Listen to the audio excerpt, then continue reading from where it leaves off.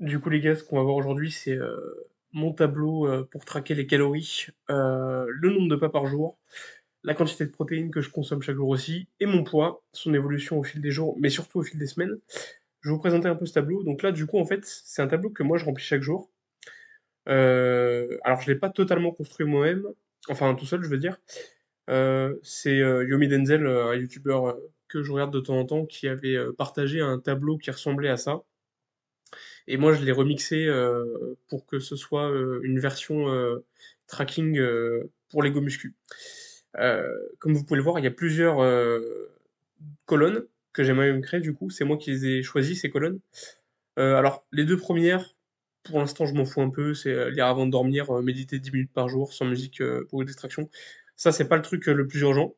C'est un peu du bonus. Mais comme vous pouvez le voir, en fait, juste pour montrer l'exemple, à chaque fois que je mets une valeur, mince.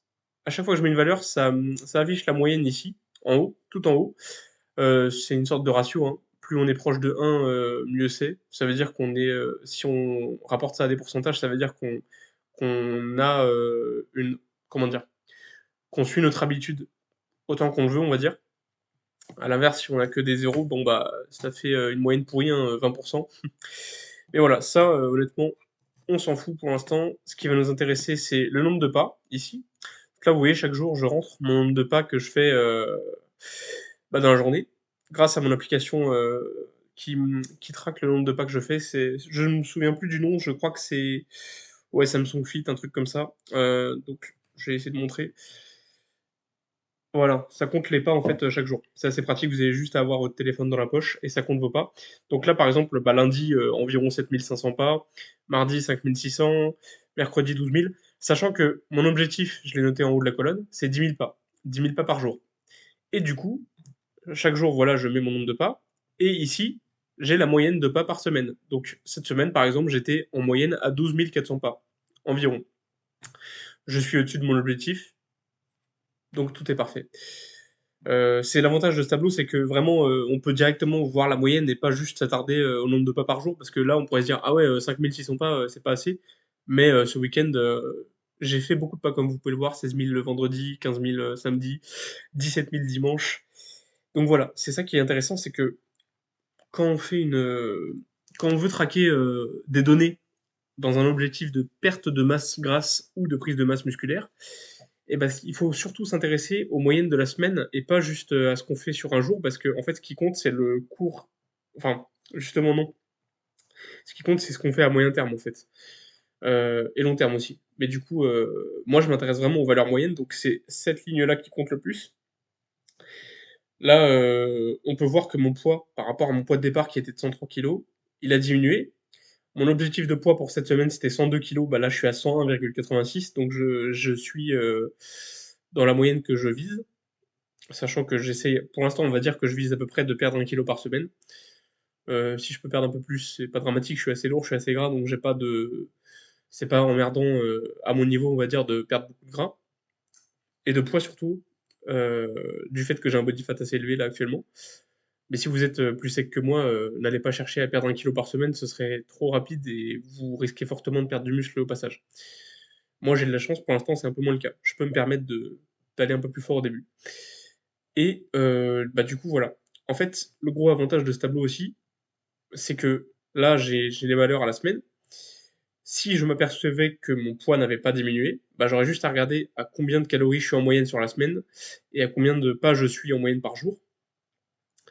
Parce que du coup, si je m'aperçois que je suis trop haut en calories ou trop bas en pas, bah, j'ai juste à ajuster pour la semaine d'après. Alors idéalement, il faut pas le faire chaque semaine, ça, il faut faire un point toutes les 2 semaines à peu près. Là, la semaine prochaine, par exemple, si je me perçois que j'ai pas rebaissé en poids et que je suis toujours à environ 101,8, bah là, je me dirais peut-être que je vais baisser un peu les calories, parce que je suis déjà relativement haut en pas, comme on peut le voir. 12 400, c'est relativement élevé quand même. Ça représente quasiment 2 heures de marche hein, par jour. 2900 calories, 2942 calories en moyenne par jour, c'est pas particulièrement élevé non plus, mais pour une perte de grâce, ça reste assez haut. Donc je pourrais peut-être, si mon poids ne diminue pas suffisamment vite, baisser un peu ces calories-là. Peut-être passer à 2700 par exemple, 2800. 2800 peut-être au début, parce que faire des paliers trop gros, ça n'a pas forcément grand intérêt non plus.